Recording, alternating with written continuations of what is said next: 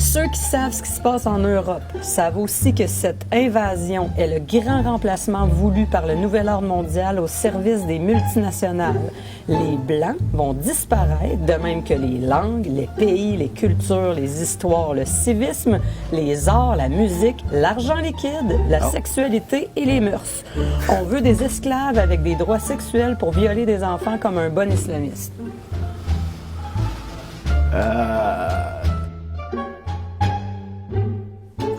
Claudette.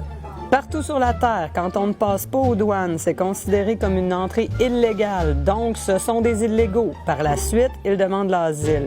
Vous qui écrivez des articles, arrêtez de nous prendre pour des cons pour servir les élites parce que c'est plus payant. Bon, je sais pas si c'est plus payant servir l'élite. J'ai jamais vraiment essayé. Mais c'est, en tout cas, si cher l'élite, en tout cas, je vais arrêter là.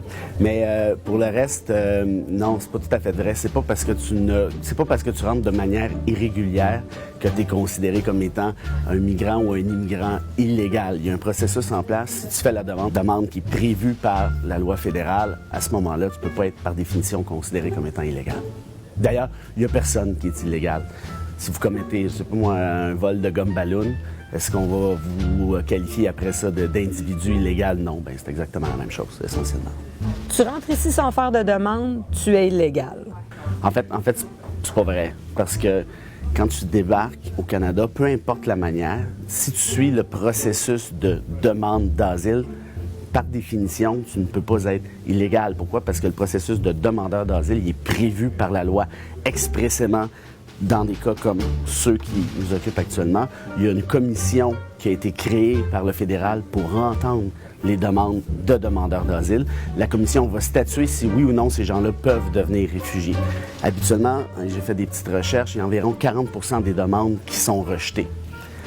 Donc, par définition, il y en a un petit peu plus que la moitié qui est acceptée. Tout ça pour dire que c'est loin d'être sûr que ces gens-là pourront demeurer, surtout dans ce cas précis, vu le caractère un peu particulier de l'affaire actuelle, c'est-à-dire la relation avec, bon, justement, le Canada, les États-Unis et Haïti. Est-ce que la Commission canadienne va dire à ces gens-là, vous pouvez demeurer ici, vous fuyez vraiment une menace réelle qui est celle de la déportation potentielle telle que décidée par Trump? Ça, je suis pas sûr.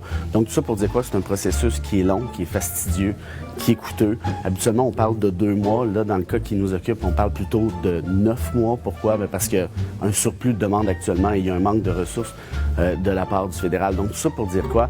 C'est que ça peut rassurer Suzy, il y a un processus légal qui est en place avec des gens indépendants, compétents, qui vont évaluer ces demandes-là. Et puis, une fois qu'on a dit ça, je vois pas comment on peut qualifier l'individu d'illégal.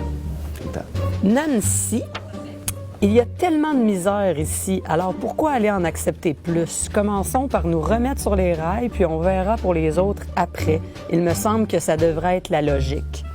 Oui, cet argument-là, on l'a entendu souvent, puis je peux comprendre. Mais premièrement, là, on parle de 2-3 000 demandeurs d'asile, OK? On parle pas de 2-3 millions, on va commencer avec ça. Au final, là, ça risque d'être microscopique sur le budget provincial ou même à la limite indirectement sur le budget fédéral parce qu'il y a une petite contribution fédérale là-dessus. Pour le reste, pour l'argument, par exemple, on s'occupe pas de nos vieux, on s'occupe pas de nos itinérants, je pense pas que ce soit vraiment à cause des demandeurs d'asile qu'on s'occupe pas de nos vieux, de nos itinérants. On entend souvent, oui, mais nos vieux mangent des patates en poudre, des trucs du genre.